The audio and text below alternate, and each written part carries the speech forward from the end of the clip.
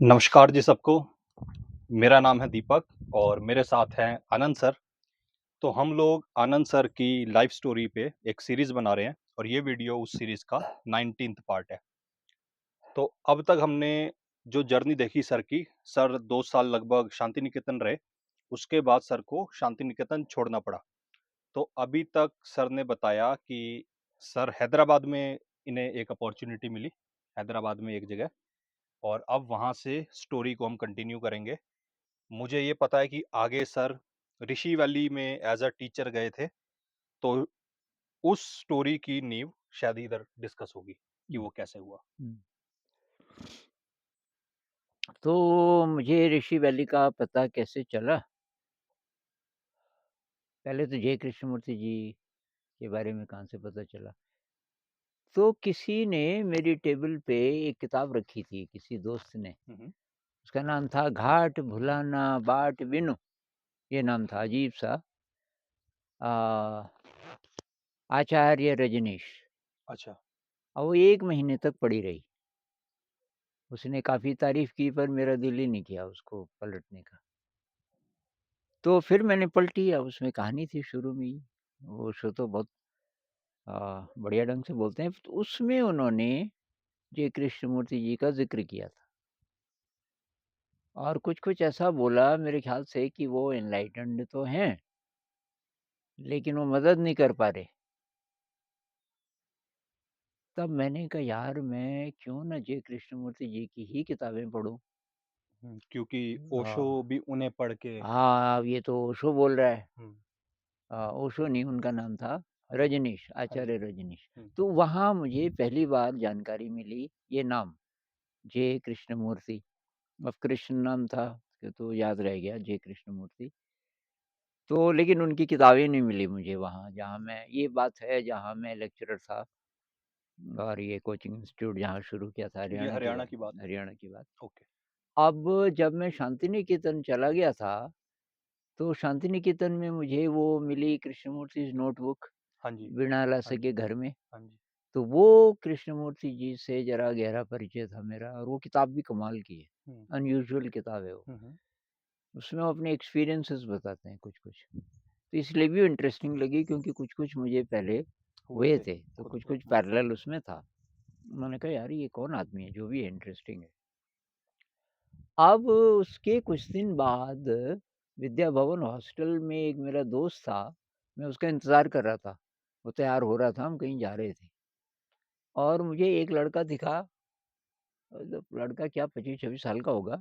उसके हाथ में एक किताब थी, ये भी शांति निकेतन की शांति बात है? निकेतन, ओके। लाइफ अहेड, हुँ, जे कृष्णमूर्ति। अभी मैंने कहा ये तो वही नाम है। अब जान-पहचान तो थी नहीं, मैं सीधे चला गया उसके पास। मैंने कहा भाई साहब ये सॉरी आपको एक बात पूछनी है, हुँ, ये कौन है ये जे कृष्णमूर्ति? हुँ, हुँ, ये तो बहुत बड़े संत हैं और ये शिक्षाविद भी हैं, हुँ, हुँ, शिक्षा में बहुत नाम है इनका हुँ, और इनके स्कूल हैं। हुँ, और जब स्कूल बोला तो मुझे थोड़ा आशा जगी। मैंने कहा स्कूल हैं तो इनसे शायद मैं मिल सकता हूँ। तो मैंने कहा कहाँ? हुँ, कि ये साउथ में ज़्यादातर स्कूल्स, और वो लड़का भी साउथ का था, हुँ, हुँ, लेकिन उसको एग्ज़ैक्ट पता नहीं था कि स्कूल्स हैं, कि जैसे एक ऋषि वैली स्कूल है हुँ, कहीं साउथ में, और लेकिन कि ये कभी-कभी आते हैं भारत में। हुँ, मैंने कहा ये तो भारतीय नाम लग रहा है, कि इनके नाम भारत के ही हैं, दक्षिण भारत के हैं, हुँ, हुँ, और ये विदेश में रहते हैं, वहाँ भी हैं उनके स्कूल, हुँ, अलग-अलग जगह, अमेरिका में, यूरोप में। मैंने कहा यार ये तो कोई ख़ास ही आदमी है। वो दूसरी इन्फॉर्मेशन थी कि जे कृष्णमूर्ति जी के स्कूल हैं भारत में। अच्छा जी, अब तब मैंने वो कहानी बताई थी कि कैसे-कैसे करके शांति निकेतन मैंने छोड़ा और मुझे एक जॉब मिली आंध्र प्रदेश में, भीमावरम, एक भीमावरम। छोटा-सा टाउन। हुँ, वो स्कूल मुझे बहुत घटिया लगा। घटिया इसलिए लगा कि वहाँ एक तो पनिशमेंट बहुत था, अच्छा। सब मारते थे। मेन स्ट्रीम स्कूल, मैं आया था शांति निकेतन से, हुँ, हुँ, हुँ, हुँ, और यहाँ मैंने कहा यहाँ तो मैं नहीं रहूँगा भाई। अब भाई को सपोर्ट करना है वो तो ठीक है, हुँ, और वहाँ पॉलिटिक्स बहुत ज़्यादा टीचर्स के बीच में। था टीचर्स के बीच में। हुँ, अच्छा मैं अकेला था नॉर्थ का और ओके, प्रिंसिपल नॉर्थ का। Okay, okay. तो प्रिंसिपल तलाश में था, कोई मिले अपना आदमी। हुँ, और उनको तब जब पता चला कि मैं नॉर्थ से हूँ, तो वैसे भी मेरी परफ़ॉर्मेंस बढ़िया थी हुँ, औरों से, हुँ, तो वहाँ मैंने सोच लिया था यहाँ मैं रहूँगा नहीं। तो वहाँ क्या हुआ कि जब मैं गया था, मेरा सिलेक्शन वग़ैरह हुआ, तो ये महीना था जून का, छुट्टियाँ थी। हुँ, हुँ, तो अब सिलेक्शन तो हो गया, तो प्रिंसिपल साहब ने बोला कि आप अपना सामान वग़ैरह ले आओ। हुँ, शांति निकेतन से सामान तो मेरे पास था ही नहीं। हुँ, हुँ, मतलब एक पिट्ठू था, हुँ, जो शर्मा जी ने दिया था, आर्मी का पिट्ठू छोटा, हुँ, तो उसपे तो जितना सामान आता था वही था मेरे पास। और मैंने बोला नहीं, मैंने कहा जी बाद में, हुँ, क्या अच्छा, अच्छा। अब हर चीज़ का कैसे फिट होती है देखो। अब क्या कोई बात नहीं, छुट्टियों में यहीं रह सकते हो। तो मेस तो चालू थी, खाना बहुत शानदार वहाँ। तो वहाँ एक लड़का था, 9th में आया था वो अभी, उसका नाम था रघु। हुँ, वो मेरा दोस्त बन गया, वो हुँ, अकेला था। हुँ, तो वो मेरे से पूछे शांति निकेतन के बारे में, और बोले ऋषि वैली में शांति निकेतन का नाम सबसे ऊपर अच्छा, है। दुनिया में मतलब बेस्ट, कोई आदमी मतलब शांति निकेतन से आ रहा है और कोई दूसरा टोरंटो से आ रहा है, हुँ, तो शांति निकेतन वाले को लेंगे। अच्छा। ये दूसरी आशा की किरण थी, मैंने कहा कभी अगर ये मैं, उस छोटे बच्चे ने बताई आपको। बच्चे ने बताया और वो बार-बार बोले आपको तो ऋषि वैली जाना चाहिए, अच्छा, आपको तो, अब अभी स्कूल खुला नहीं था। हुँ, तब तक मैंने सोचा नहीं था, मैंने कहा कुछ दिन तो रहना पड़ेगा, यहाँ रह लेते हैं। हुँ, अब जब स्कूल चालू हुआ वही मेन स्ट्रीम वाला, अबे! मैंने कहा यार, तो उस बच्चे का वो जो 9th में था, उसके पिताजी वहाँ टीचर थे हुँ, और उनको ज़्यादा पैसे चाहिए थे, ऋषि वैली में पैसे बहुत कम थे। हुँ, तो उन्होंने वहाँ से छोड़ दिया था। तो अब वो अपने पापा को भी बताए कि ये जो आनंद जी हैं, ये तो वहाँ से आए, हुँ, शांति निकेतन से। तो एक दिन पापा ने भी बोल दिया, थोड़ी-थोड़ी उनसे दोस्ती होने लगी कि आनंद आपके लायक तो वो जगह है, ऋषि वैली। तो मैंने कहा वहाँ जाने का क्या तरीका है? अप्लाई करो। इधर-उधर भी तो बहुत ह्यूमरस कैरेक्टर, हुँ, वो अकेले में ले जाता था हुँ, हुँ, अपने ऑफ़िस में और दरवाजे पे कुंडी, और तब बोलता था ऐसी बात हुँ, कि प्रिंसिपल को एप्लीकेशन लिखो। तो मैंने कहा ठीक। तो और कि उसमें कि ये लिखना कि मैं शांति निकेतन ज़रा हाइलाइट करना।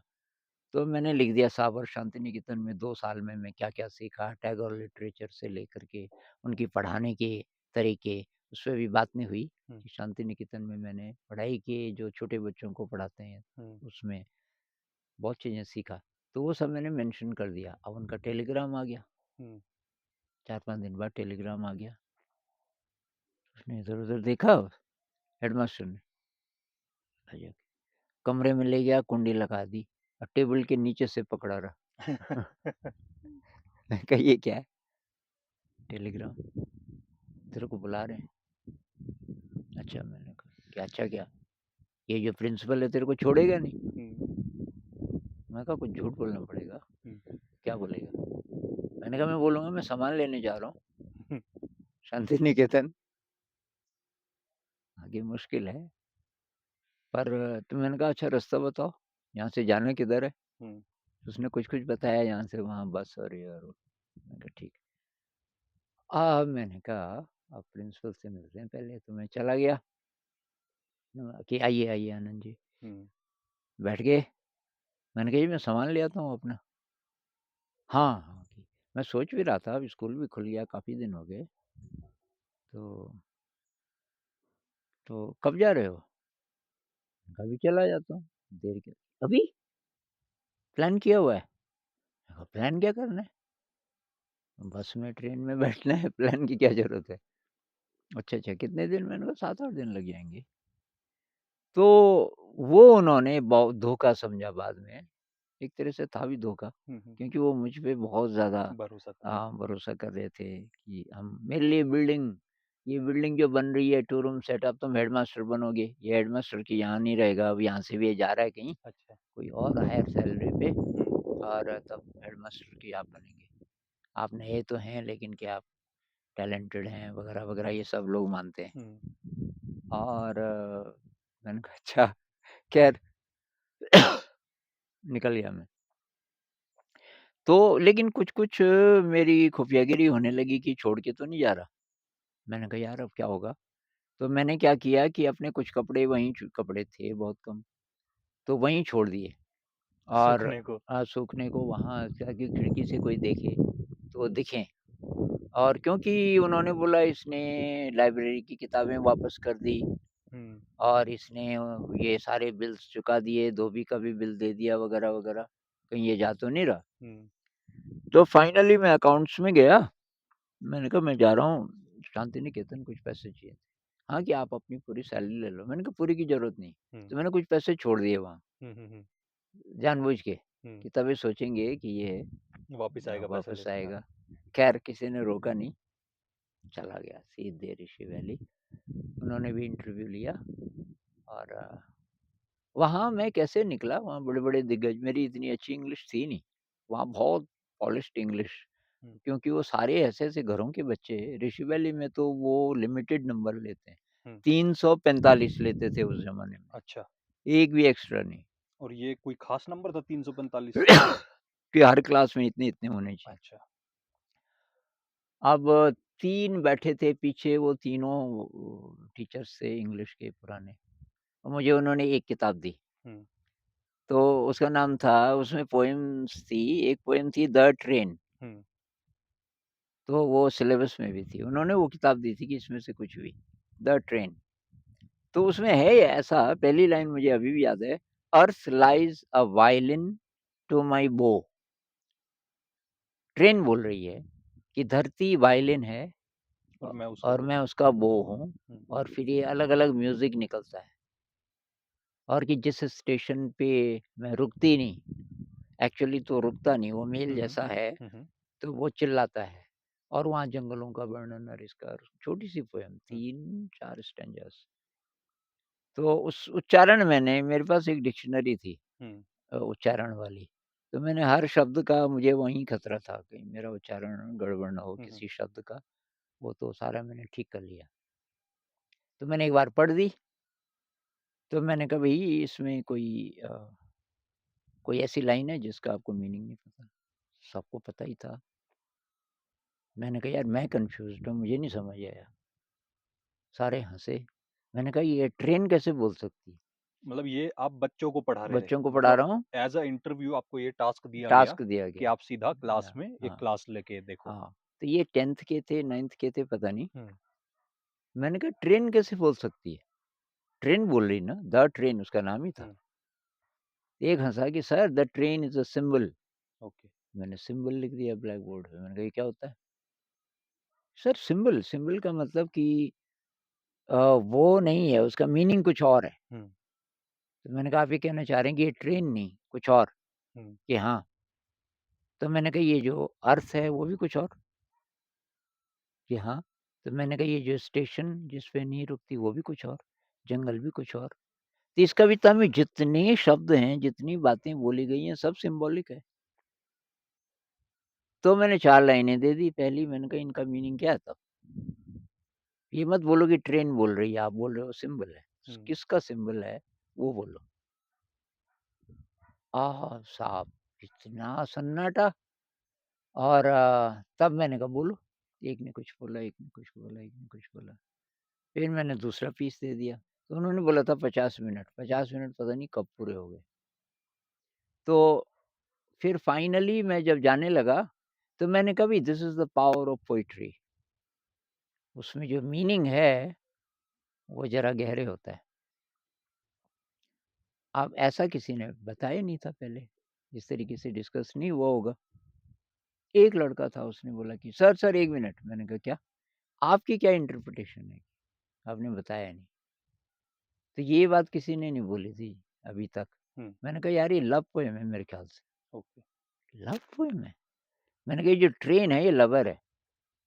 तो ट्रेडिशनली ऐसा माना जाता है कि जो लवर है वो एक्टिव होता है, वो अप्रोच करता है हुँ, और जो ये अर्थ है, ये बिलीव्ड है। अब मैंने कहा इसकी मीनिंग लगाओ तो। वो तीनों और उनमें से एक जो ख़ास था और कहने लगा कि पोइट्री बहुत नेग्लेक्टेड है, वो पोइट्री को काफ़ी पसंद करता था कि nobody loves poetry because people don't appreciate it वगैरह। अब आप आ गए हैं तो मैंने कहा यार चलो पास तो हो गया मैं। तो ये था कि ऋषि वैली में पहुँचा कैसे। ओके।